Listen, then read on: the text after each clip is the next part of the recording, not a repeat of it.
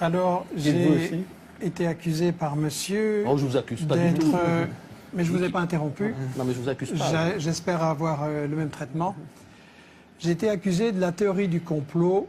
C'est l'argument habituel de ceux qui n'ont pas d'argument face à des faits qui dérangent. Et donc, je pense qu'il faut se poser la question, la France, amie du Mali. Moi, je dis que dans toute guerre, on nous cache l'histoire et on nous cache les intérêts. Et je voudrais pouvoir expliquer les deux qui me semblent vraiment fondamentaux et totalement occultés dans la version officielle des médias. L'histoire occultée, c'est quand il y a eu un président élu au Mali qui s'appelait Modibo Keïta, qui voulait l'indépendance de son pays, le développement et mettre fin à la pauvreté. Qu'est-ce que la France a fait? Elle a soutenu un coup d'État sanglant de Moussa Traoré. Modibo Keïta a crevé en prison et Moussa Traoré, ça a été une dictature épouvantable pendant 23 ans. Ensuite, il y a eu d'autres marionnettes à la place. Et est-ce que vous appelez ça une théorie du complot? J'aimerais que vous alliez le dire aux Maliens. Ensuite, il y a la question des intérêts, à savoir que le Mali, c'est un pays pauvre, mais comment on peut être pauvre quand on est riche?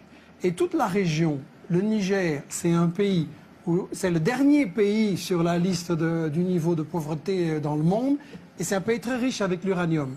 Et donc, il faudrait expliquer ce que vous cachez soigneusement, à savoir que dans cette région, il y a de l'or. L'or a été exploité au Mali dans les mines de Morila par Bouygues, derrière des paravents. On a fait crever les gens qui extrayaient l'or avec du cyanure et de l'arsenic, aucune prévention, les nappes d'eau polluées, les gens crevaient comme des mouches. Et donc, ça c'est Bouygues, ça c'est l'or. De quelle époque parlez-vous, Michel Collomb? Tout récent, c'est encore il y a 5-6 années. La mine a été fermée récemment et on recommence le même coup de l'autre côté. Deuxièmement, l'uranium. Areva est plein de convoitises pour l'uranium du Mali. Et quand on veut voir ce qu'il va en faire, il faut voir ce qui se passe au Niger, le pays le plus pauvre, comme je le disais. Au Niger, Areva, c'est le numéro 1 de l'exportation nucléaire dans le monde.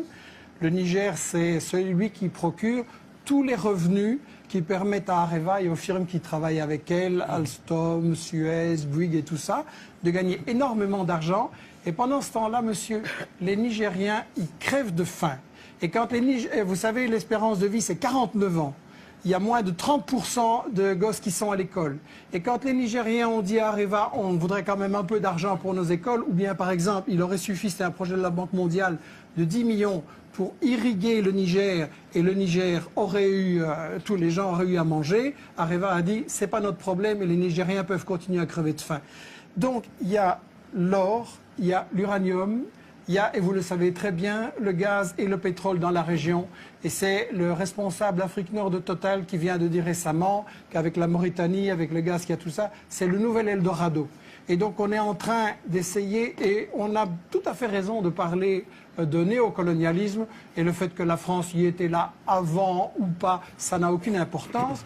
Le colonialisme, ça consiste à piller les richesses, et c'est ce qui se passe dans l'ensemble de l'Afrique.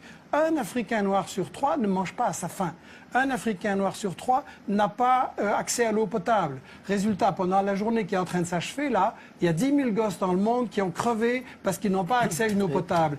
Et la raison de ça, c'est que les multinationales françaises et vos grands amis ou les amis de votre patron, Bolloré, Bouygues, Lagardère, etc., se sont fait des couilles en or pendant que les Africains, ils crèvent de faim. Et ça, allez leur dire que c'est une théorie du complot quand eux, ils voient la misère pendant qu'ici, vos amis, c'est les Ferrari, les Porsche et les châteaux. Vous pensez que quand les mafieux, les fondamentalistes, les terroristes qui sont au nord auront pris le pouvoir, les Maliens vont manger à leur faim, les Nigériens vont manger à leur faim, que ça va aller bien, que ça va aller mieux? Vous pensez qu'il y a un rapport de la guerre? Alors maintenant, si vous voulez me dire, attendez, excusez-moi, je vais vous répondre à votre question. Je vais vous répondre à votre question.